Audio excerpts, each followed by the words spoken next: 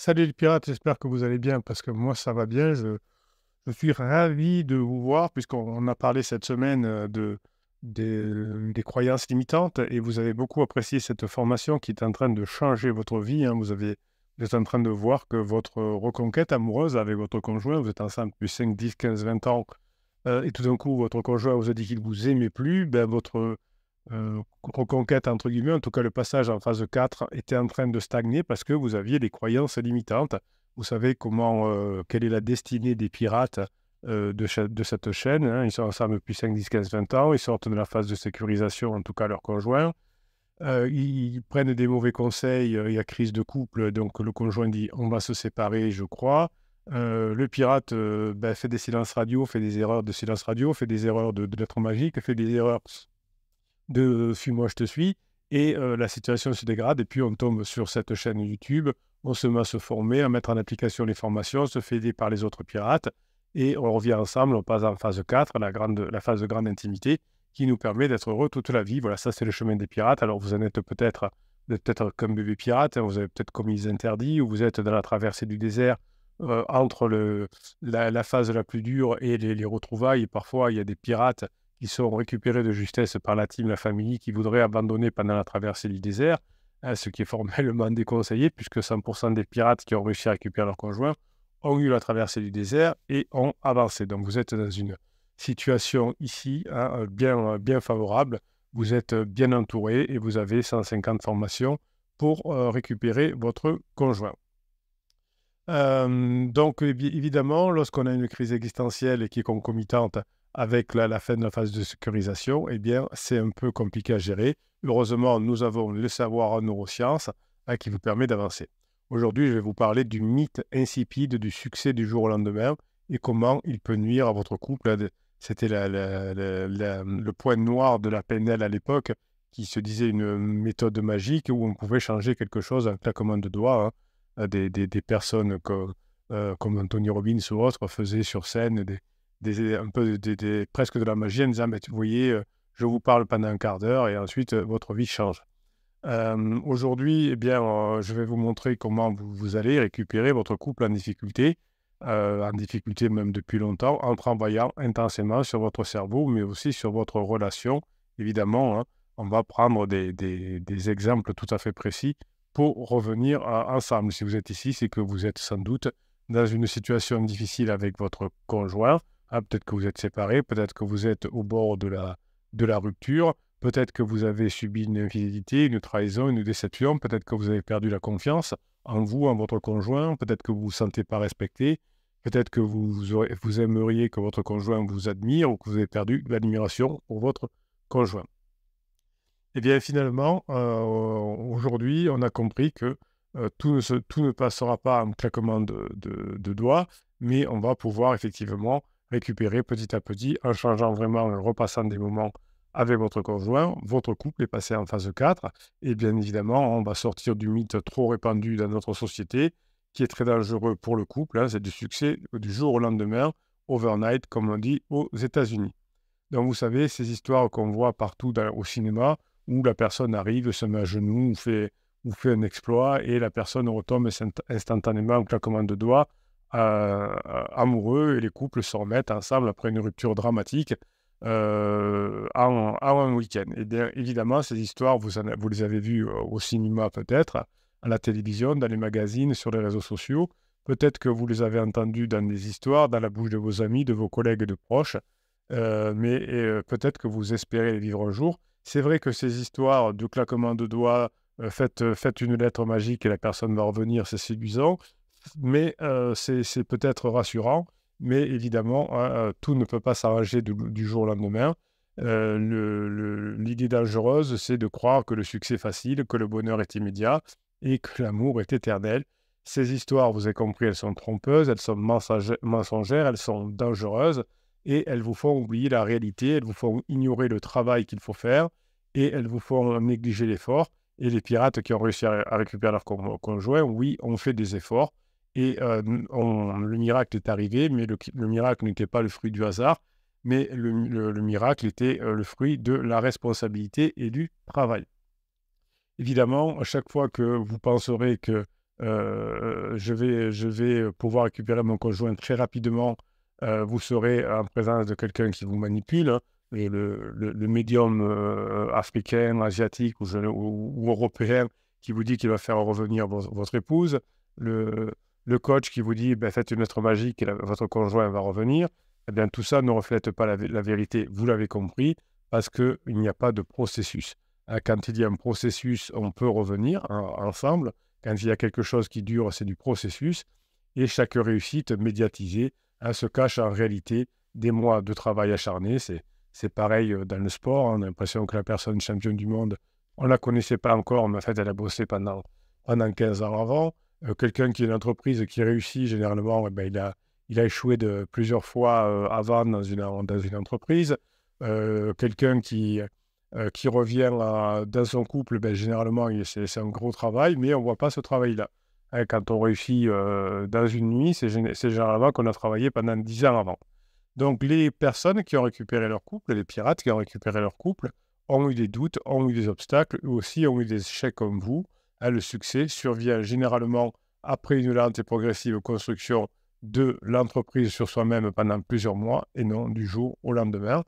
L'apprentissage que vous faites en mettant en application chacune des formations permet de changer votre fonctionnement cérébral, de montrer ensuite à votre conjoint que vous avez changé et ensuite de passer des bons moments ensemble.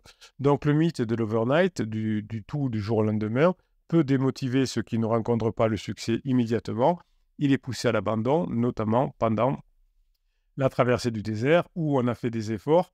C'est en train de se réaliser, mais pas aussi vite qu'on le voudrait. Tout ce qui est important dans la vie, notez bien tout ça, tout ce qui est important dans la vie, tout ce qui dure demande des efforts si l'on veut obtenir des résultats forts et durables. Si vous voulez obtenir quelque chose de rapide, vous risquez de tout abandonner au bout d'un moment, notamment dans la traversée du désert, et échouer dans votre reconquête du couple. Souvent, les médias ou certains coachs qui en veulent à votre portefeuille ont tendance à se concentrer sur des histoires de réussite finale sans aborder le parcours difficile en amont.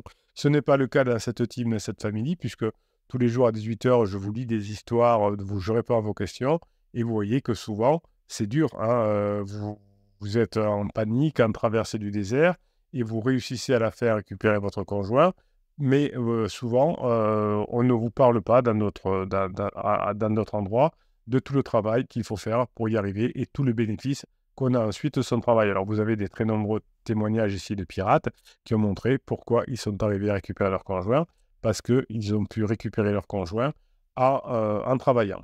Donc, les pirates qui ont réussi à récupérer leur couple encouragent ceux ayant réussi à partager publiquement les difficultés avant le succès, et les pirates qui ont réussi donnent une vision plus réaliste avec le travail qu'il faut mettre en place, des retrouvailles du couple et du passage en phase 4 de la grande intimité. Alors, ne soyez pas perméable à ces mythes du succès au lendemain, ça serait dangereux. Ne vous laissez pas berner par ces illusions du bonheur facile. Ne vous découragez pas si vous ne voyez pas de résultats immédiatement, car la vérité, hein, c'est pour récupérer votre conjoint, pour récupérer votre couple en difficulté, surtout en difficulté depuis longtemps, eh bien, la méthode, on la connaît. Il faut travailler intensément sur son cerveau et travailler sur sa relation. Il faut changer progressivement ses habitudes, ses comportements et ses émotions. J'ai bien dit progressivement. Il faut suivre un plan d'action précis et c'est ce que l'on peut voir au fur et à mesure des formations. Comment le cerveau fonctionne et pourquoi il faut le changer progressivement pour récupérer son couple? Votre cerveau est l'organe le plus complexe et le plus fascinant de votre corps humain. Il contrôle toutes les fonctions vitales, les pensées, les souvenirs, les émotions, les décisions. Notre cerveau est le siège de notre personnalité, de notre identité, de notre conscience. Mais le cerveau n'est pas figé, heureusement. Quand je faisais mes études à l'université, on nous disait que le cerveau avait une apogée vers 22 ans et ensuite perdait des neurones et il y en avait de moins en moins au fur et à mesure de la vie. Évidemment, on s'était trompé à l'époque. Le cerveau n'est pas figé. Le cerveau, aujourd'hui, il est plastique, on le sait. Cela signifie qu'il peut se modifier en fonction des expériences que nous vivons, des expériences que nous recevons, des informations, des apprentissages que nous faisons, des nouvelles habitudes que nous prenons. Votre cerveau n'est pas figé. Votre cerveau peut se renforcer, votre cerveau peut se développer, votre cerveau peut se réparer, se régénérer. Celui de votre conjoint, à la fin de la crise existentielle aussi, est en difficulté. hein, il est perdu, votre conjoint, et son cerveau aussi. Pendant toute la crise existentielle, le cerveau de votre conjoint s'est dégradé, détérioré, il s'est bloqué, il fonctionnait en mode limité. Votre cerveau, au contraire, est un organe dynamique que vous rendez de plus en plus en énergie à chacune des formations et vous évoluez tout au long de votre vie. C'est ça la bonne nouvelle, car vous pouvez influencer positivement votre cerveau, avoir plus de valeur et donc dans votre vie en fonction de vos choix, de vos actions et de vos attitudes. Comment le cerveau change-t-il? Comment pouvons-nous le changer? Pourquoi est-ce si important pour récupérer notre couple? Eh bien, pour répondre à ces questions, il faut d'abord comprendre comment votre cerveau fonctionne. Il est composé de milliards de cellules nerveuses que l'on appelle les neurones, et les neurones sont reliés entre eux par des connexions que l'on appelle les synapses. Ces synapses permettent aux neurones de communiquer entre eux par des signaux électriques et par des signaux chimiques. Chaque fois que nous apprenons quelque chose de nouveau, chaque fois que nous vivons une expérience inédite, chaque fois que nous ressentons une émotion forte, nous créons de nouvelles synapses entre nos neurones. Donc, chaque fois que votre conjoint va vivre une bonne expérience avec vous, il va créer des nouvelles synapses entre ces neurones. Et chaque fois que vous allez répondre à ces provocations, que vous allez rester dans les parages quand votre conjoint est en town, vous allez aussi créer des synapses, mais qui vont créer des mauvais souvenirs qui vont ressortir plus tard. Donc, à force de faire des formations, vous allez renforcer votre réseau neuronal, vous allez augmenter votre capacité cérébrale et vous allez améliorer vos performances cognitives. À l'inverse, chaque fois que nous répétons quelque chose de connu, pendant la phase de sécurisation, c'est ce qui s'est passé, chaque fois que vous êtes dans la routine, chaque fois que vous avez des émotions trop tièdes, trop faibles, eh bien, vous utilisez les mêmes synapses entre vos neurones. Donc, c'est ce qui s'est passé pendant votre phase de sécurisation, de la routine, des émotions faibles, et finalement une utilisation des mêmes synapses qui a fini par ennuyer votre conjoint. Évidemment, au fur et à mesure que l'on utilise les mêmes synapses, on s'ennuie parce qu'on affaiblit notre réseau neuronal, on diminue notre capacité cérébrale, on réduit nos performances cognitives. Le cerveau fonctionne donc selon le principe de l'usage et selon le principe du non-usage. Plus vous allez vous former, plus vous allez utiliser votre cerveau, plus vous utiliserez, vous créerez des synapses qui vont se renforcer. Moins vous allez utiliser votre cerveau, moins vous allez vous former, moins vous allez apprendre de choses nouvelles, moins vous allez mettre en application ce que vous apprenez à l'information, plus votre cerveau va s'affaiblir et donc vous aurez moins de valeur aux yeux de votre conjoint. C'est ce qu'on appelle la plasticité synaptique. Vous progressez à chacune des formations parce que vous apprenez des choses, vous mettez beaucoup plus de liens entre les différents neurones, donc par les synapses, et vous avez une valeur beaucoup plus importante vis-à-vis de votre conjoint. Donc la plasticité synaptique explique pourquoi il est plus facile d'apprendre quand on est jeune que quand on est vieux. Quand on est jeune, on a plus de synapses disponibles et on les utilise plus souvent parce qu'à l'école, on apprend tous les jours des choses différentes. Et quand on est plus âgé, on a moins de synapses, parce qu'on les utilise moins souvent. Et c'est ce qui s'est passé pendant toute votre phase de sécurisation. À force d'être dans le train-train, vous vous êtes ennuyé et vous avez décliné. La plasticité synaptique nous explique aussi qu'il est plus facile d'oublier que de se souvenir. Quand on oublie quelque chose, on perd la trace des synapses qui le stockaient. Quand on se souvient de quelque chose, on réactive les synapses qui le stockaient. Donc, quand vous faites la formation que vous êtes en train de faire plusieurs fois, quand vous écoutez au casque la voix du capitaine et les audios plusieurs fois, tout en faisant autre chose, tout en faisant votre ménage, votre sport, dans les transports en commun, etc., vous, à chaque écoute, vous réactivez les synapses qui stockaient l'information.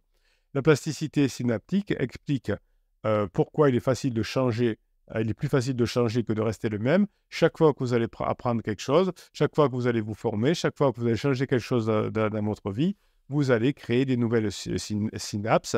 Et évidemment, quand dans la phase de sécurisation, vous êtes resté toujours le même, toujours la même, eh bien, vous vous êtes épuisé. Donc, vous allez comprendre au fur et à mesure des formations que vous faites que pour récupérer votre couple en difficulté depuis longtemps, il faut changer son cerveau. Il faut créer de nouvelles synapses qui favorisent l'amour, la communication, la complicité avec votre conjoint. Il faut supprimer d'ailleurs les anciennes synapses à force de vous former, qui nuisent à l'amour, qui nuisent à la communication, qui nuisent à la complicité de votre conjoint. Toutes ces synapses qui étaient là et qui vous ont éloigné pendant toute la phase de sécurisation, on va les changer. Donc, il faut comprendre que le changement du cérébral ne peut pas être instantané. Il ne suffit pas de vouloir changer pour changer. Il ne suffit pas de décider de changer pour changer. Il ne suffit pas de penser à changer pour changer. Hein. N'écoutez pas les coachs qui vous disent ça. Le changement cérébral effectif et progressif, il demande du temps, de la patience, de la persévérance. Ici, on est une team de pirates adultes qui veulent réussir. On sait que changer demande de la répétition, on sait que changer demande de la pratique et de l'entraînement, comme dans le sport de haut niveau, comme dans la musique, comme dans les affaires, comme dans tout ce que vous voulez.